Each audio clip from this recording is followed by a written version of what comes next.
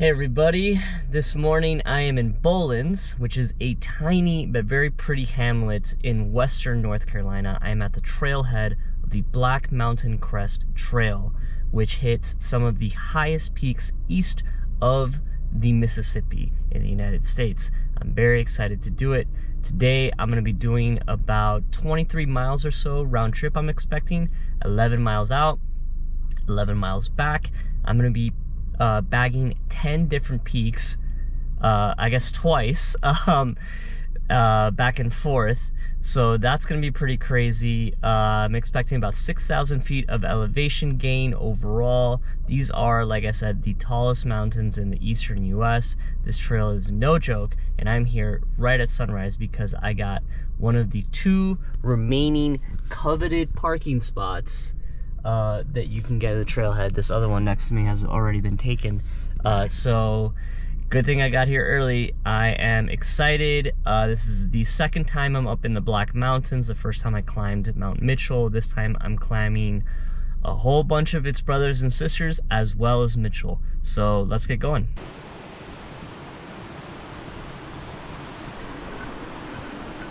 Sketchy bridge. The sun is peeking out over the ridgeline, and I've just been making my way up this trail. As you can tell, it's not very technical at all. It did look like a double track a little farther down. Now it's just turning into a regular mountain trail. But it's just been climbing. And that's what I have ahead of me for the next 3 miles or so.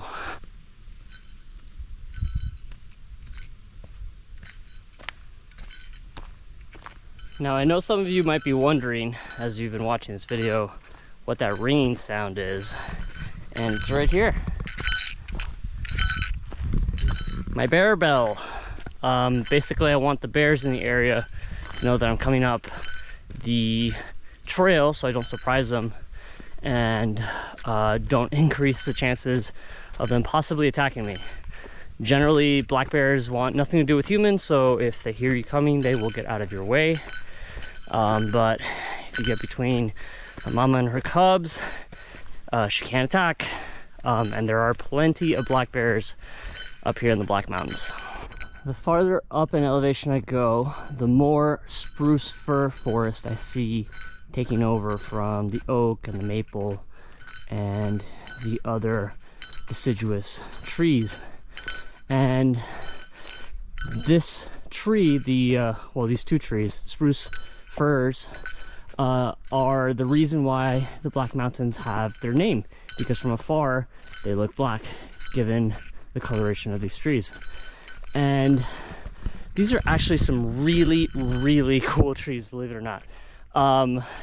So during the last ice age, when the glaciers came way down south from the Arctic into North America, this type of forest covered a large portion of the Appalachian Mountains.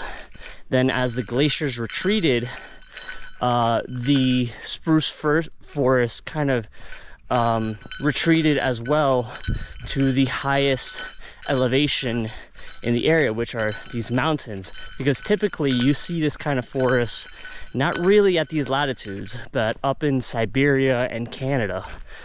And as they retreated farther, and then in the 19th and the 20th century, commercial logging came to the area and logged about half of the forest that was left here.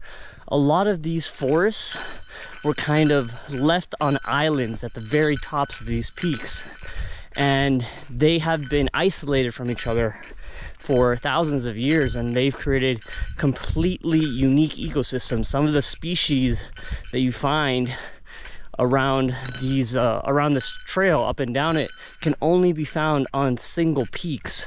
So it's very fragile, it's very endangered, it's very rare. And as the climate warms, the trees are still retreating farther and farther up in elevation in order to maintain that environment that they like, which is cooler. I have come to my first peak of the day. This is Silo Knob. The summit's actually a couple hundred feet off trail in that direction, but I'm not going to go bushwhacking for the reasons I mentioned earlier. This is a very sensitive environment, as you can tell. Not my favorite. The trail is pretty overgrown, and it looks like we're coming up to an overlook here, maybe. Let's see. Yeah. And wow. The mist is really blowing in. Wow, it's really going. And you can see a ridge line peeking out just over there. But like I said earlier, the weather up here changes really fast. So could be clear 1 second, misty the next, pouring after that. Just goes back and forth. But look at the wind just ripping through here. I really don't like how overgrown this trail is because it's hard to see the rocks underneath. Plus this is like prime tick area. But if you look up, yeah, starting to see the ridge line. Really beautiful. This is the reason why I hiked up here in the first place. The really cool thing is that all of these peaks are in a single ridge, and basically I'm just gonna walk right down it. There's gonna be a lot of ups and downs. They're gonna be separated by gaps or saddles, but wow, this is super overgrown. This is nuts. But yeah, excited to see what it looks like.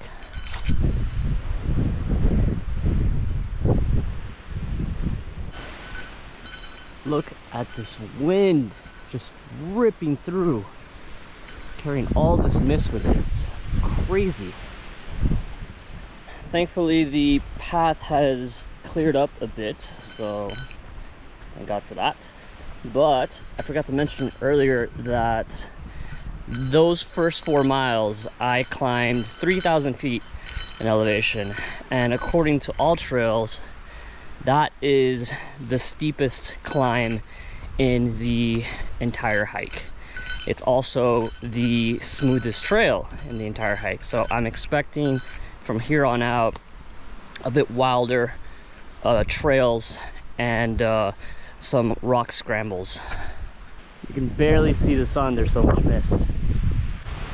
There's the summit of Silo Knob appearing through the mist. This is so wild. It's just raw. I mean, there's no other way to describe it. Jesus Christ, that is beautiful. Wow. Oh my God. Oh, this is incredible. Wow. It bears mentioning that this is the second peak of the day. This is Horse Rock, and it looks like it's back behind the mist, but you saw it earlier. Just up ahead is Gibbs Mountain. That's number 3. The path has gotten quite overgrown again. The sun's just gone. You can't even see it in the sky. But I'm really glad I started so early today, because basically I've maintained a constant temperature of around 60 degrees or so. Up here it feels like a fall day. So that's been really nice. Can't complain.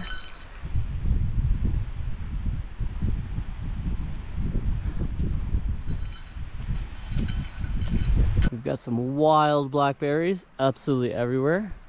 This means, again, prime bear country. I am now at my 3rd peak. This is Gibbs Mountain. This part of the trail has been very smooth. No complaints other than the fact that it is overgrown. But yeah, this is gonna be a bit flat for a while, and then according to all trails, then it's gonna get a bit more rocky.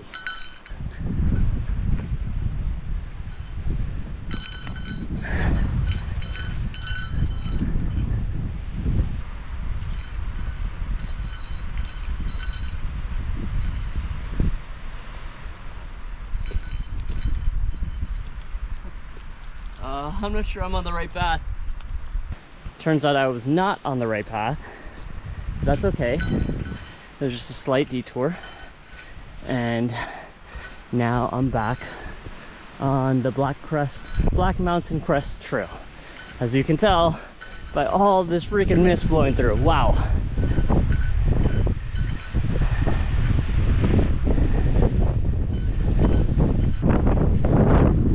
I am halfway through, or I should say halfway between the trailhead and Mount Mitchell, so a quarter of the way through the trail. And I haven't seen a single person so far. But I expect that to change once I get closer to Mount Craig and Mount Mitchell. Also, side note, I just felt my first raindrops.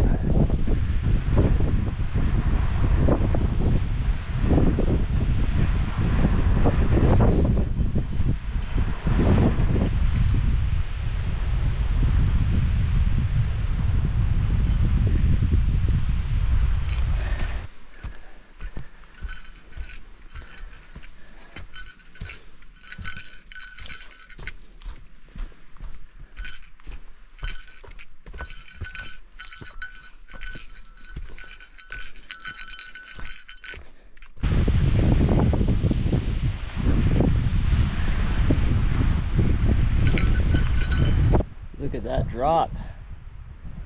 I wish it were a little bit less misty so I'd be able to see these overlooks, but I mean, it's part of it, you know.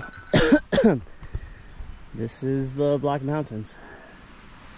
It's gotten so overgrown again that this doesn't even look like a path. And I'm really hoping that I am still on trail.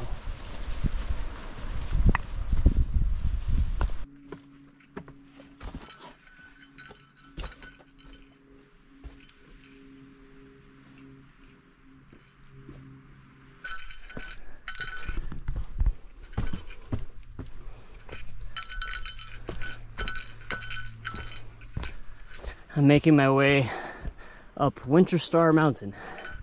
This is a short, very steep climb. And yeah, after this, it's the Deep Gap, well, just the Deep Gap, which is the steepest descent, and then on the way back, the steepest ascent of the entire hike. So that'll be interesting.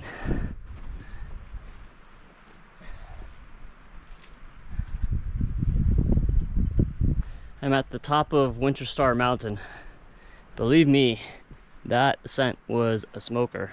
So I'm gonna have a snack here and then go hit the Deep Gap.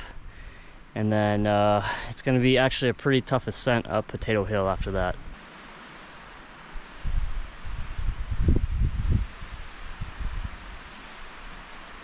I made it to the bottom of Deep Gap, and let me tell you, that was no joke. It is not going to be fun coming back up it. But just so you know, I've been hiking for 8 miles, 4.5 hours, and I have not seen, oh, never mind. Hi, the first person I see on the trail.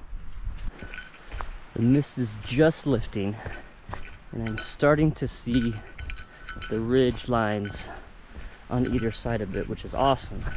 Also, I had a very nice conversation with that gentleman back there, and he is 77, and he's been hiking out here for like 4 days, put in a insane amount of mileage, and I hope I can do half of what he's doing when I get to that age, if I get to that age, God willing.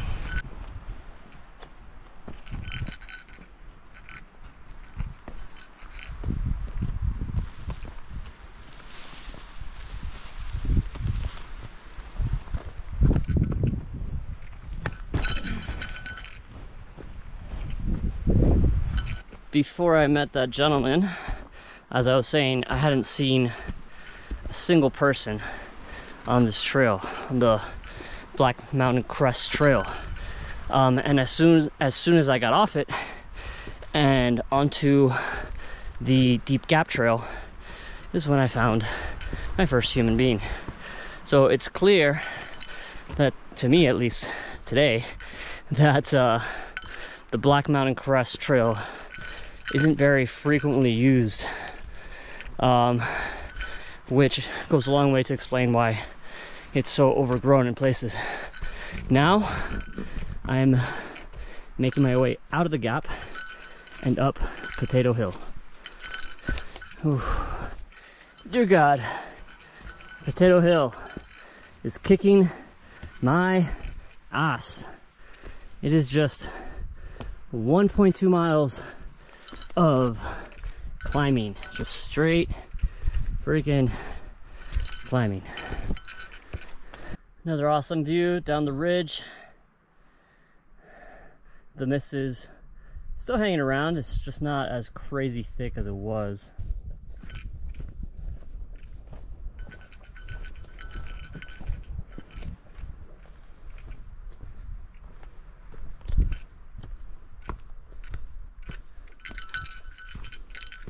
I am at the top of Cattail Peak. Haven't seen anybody since that last gentleman, and a bit of an update. This thing, whatever it's called, broke, so I can't use my bladder with a straw, which means that I need to drink directly out of the bladder, which is less than ideal.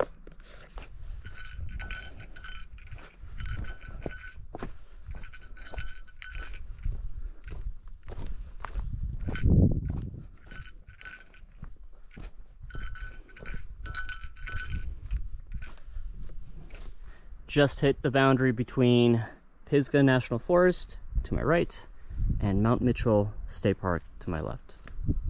Coming down Balsam Cone, and about 1.3 miles away from my destination, which is Mount Mitchell.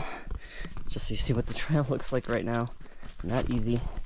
But I have a few more peaks along the way. First Big Tom, then Mount Craig, and then, like I said, Mount Mitchell.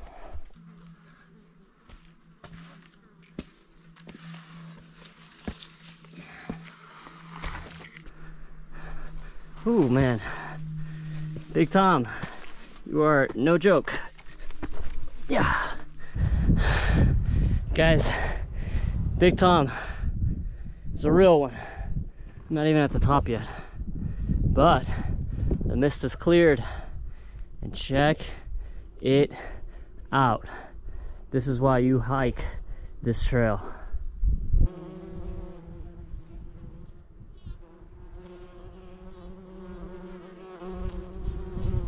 Oh man, at the top of of Big Tom, you can see the ridge line back that way, the way I came, Balsam Cone. I don't even remember the other ones. I'm so tired. But panning this way, we see the two peaks left. So right ahead of me, Mount Craig, and behind that, Mount Mitchell, the tallest mountain east of the Mississippi. And what, oh God, it's so beautiful.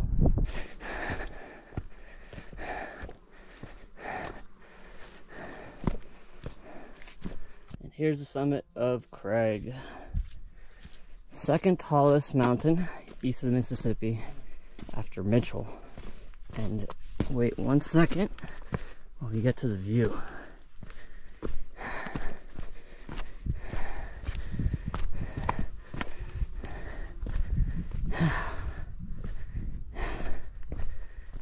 Oh man. Oh, gorgeous. Gorgeous, gorgeous. All right, off to Mitchell.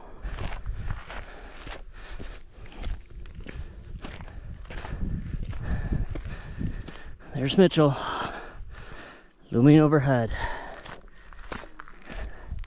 And this is just a beautiful ridge walk.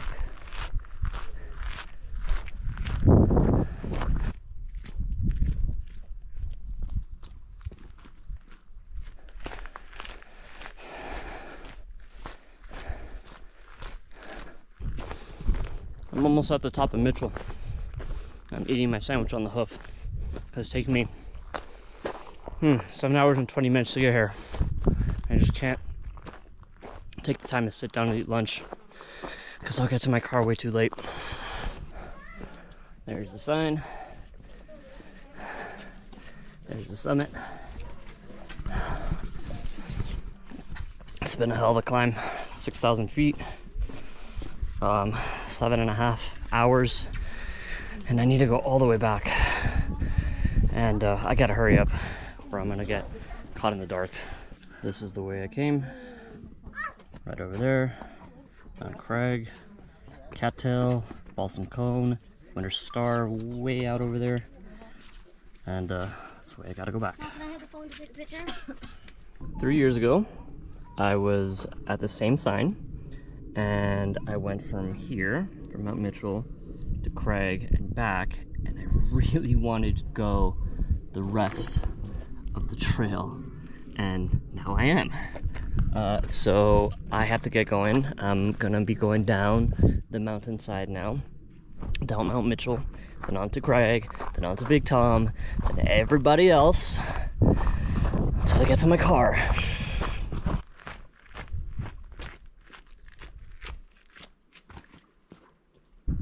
Goodbye, Mitchell.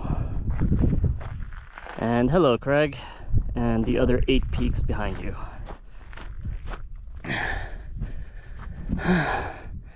I'm back on Crag.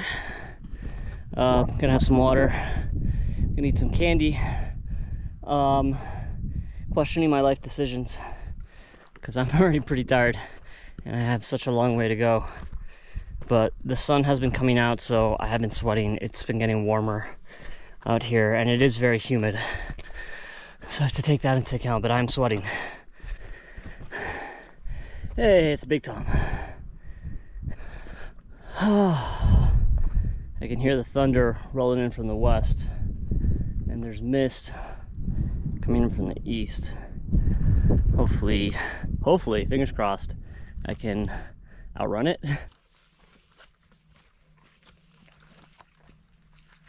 I believe this is the top of Balsam Cone, and that ascent was tough. I think they're all tough, and they're just getting harder because I'm getting more tired. But up next we have Cattails, and then Deep Gap, then Potato Hill, and then I don't think my brain is capable of thinking that far. But 6 more peaks, and there's the thunder rolling. Oh boy. Here we are, Cattail Peak. Deep Gap's up ahead, followed by Winter Star Mountain. That ascent is going to be difficult. And then a whole bunch of other peaks. But I'm halfway through, with the peaks at least. Definitely not with the mileage. I've done 15.3 miles, and I still have at least another 9 to go.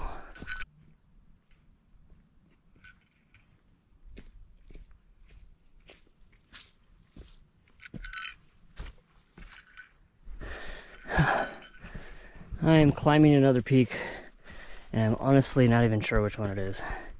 Maybe it's Potato Hill. Maybe not. Whoa. Christ almighty. But what I do know is that I have not yet hit Deep Gap. So when that does happen, it's going to be a pretty steep descent and a pretty steep ascent. Oh, I think I'm now descending into Deep Gap because it's pretty steep and there's quite the view. It's a little obscured by the mist, but still pretty. After descending for what felt like forever, I was actually worried that I'd gone off trail. I made it to the bottom of Deep Gap, and I'm 16 miles in, almost 17.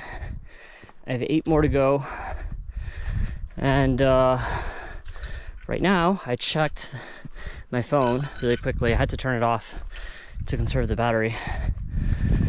But after checking my phone, I now know what's ahead of me. A half-a-mile ascent up Winter Star Mountain, then Gibbs Mountain, then Horse Rock, then it is Silo Knob, and then from there it's all literally downhill. But this next ascent here is the last big one. There's still a couple more smaller ones up ahead, but this is going to be the real smoker.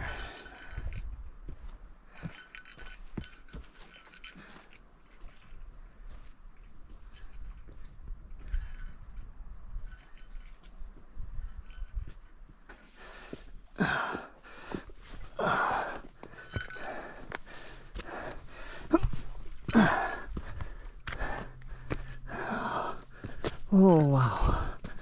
Wow, wow, wow. Oh, that's beautiful. I think, well, no, I'm not at the top yet. I know I'm not at the top. But the mist is gone from this morning, and I can see where I came from through the trees over there. And, oh boy, it has been a smoker going up this thing. Oh, God. That was hard. But I made it to the top of Winter Star Mountain. That was the steepest ascent left in my hike, and possibly the steepest ascent of the entire hike. And that makes 7 of 10 peaks bagged, and I have 3 left.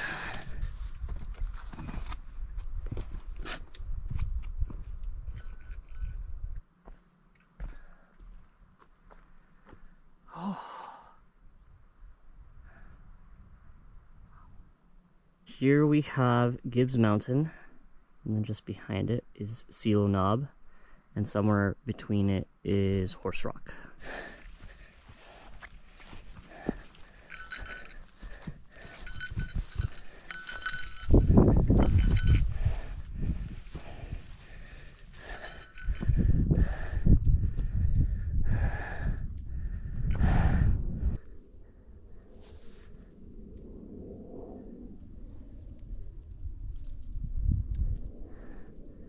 All right, top of Gibbs Mountain. That's my way down. God help me. And we're getting there. We're getting there.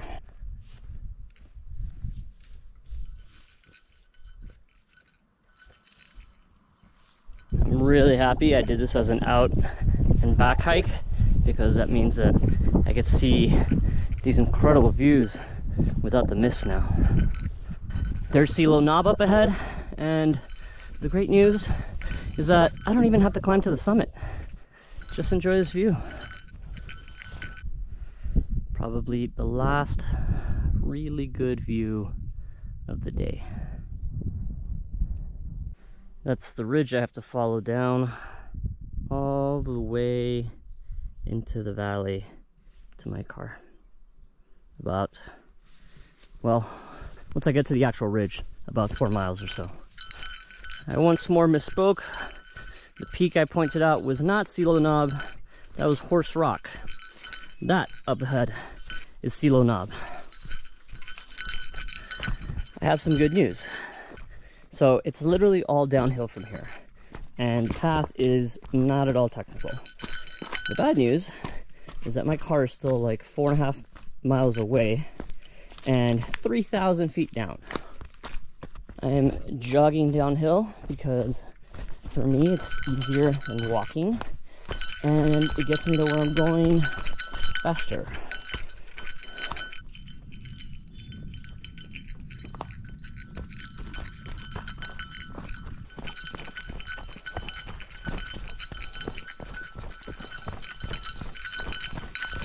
I checked my phone to see how much distance I have left, and according to it, I have 1.7 miles. It's getting a little dark, and I'm getting a bit uncomfortable running. I might pull out the headlamp soon.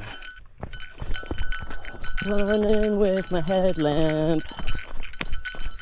It is officially too dark to run, so I'm just trying to be careful and walking down the trail with my headlamp.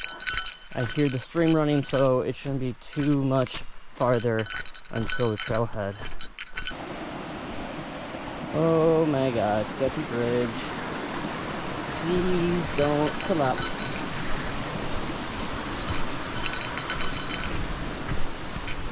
Oh, and thank God my car is here in one piece. Okay, so that was the very definition of Type 2 fun. The total tallies for today are 25 miles in 19 hours, in 14 hours and 20 minutes. Total ascent of 8,271 feet. This was one of the hardest hikes I've ever done.